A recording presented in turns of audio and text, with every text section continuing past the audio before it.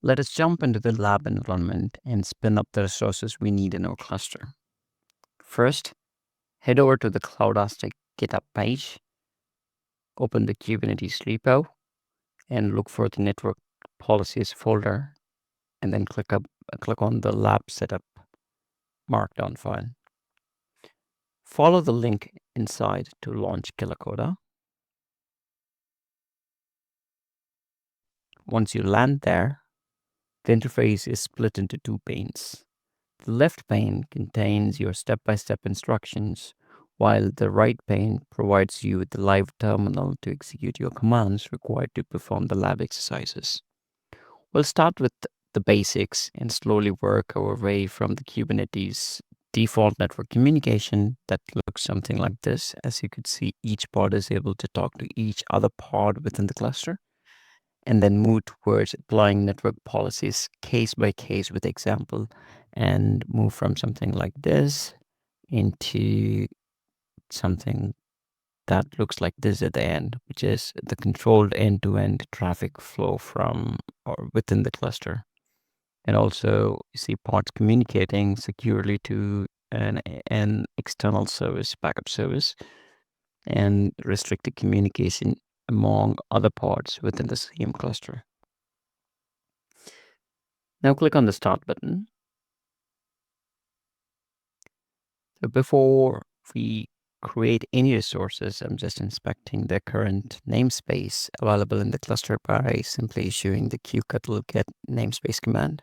And these are the only namespaces available at this point.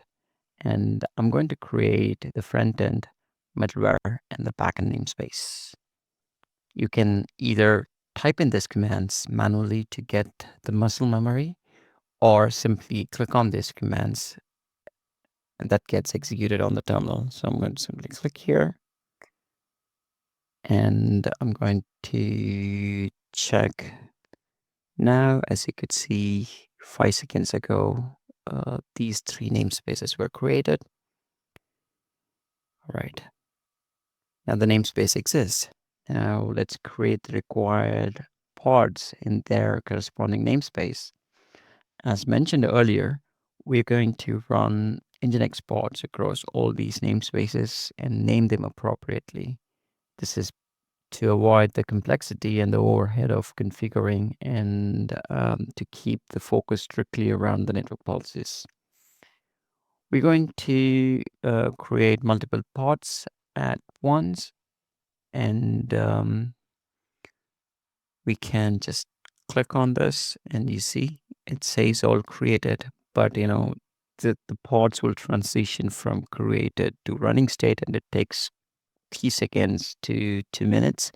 So I've created this simple command which checks the state of the pods and now completes execution. So now it seems it's all running. So let's verify if these pods are in a running state.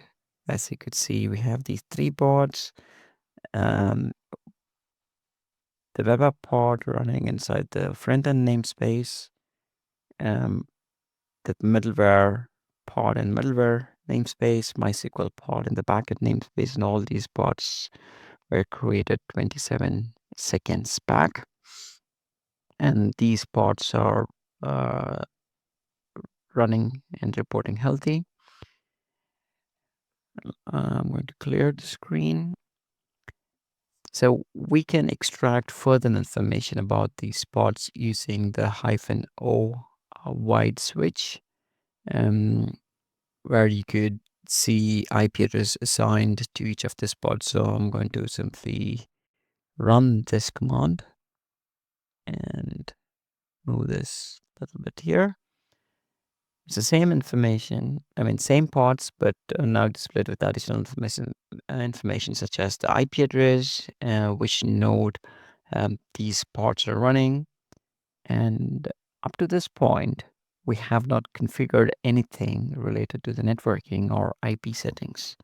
Yet, Kubernetes have automatically assigned an IP address to each pod. While we'll dive deep into how Kubernetes networking works later in this series, The key takeaway for now is simply that these pods receive their IP address automatically right out of the box.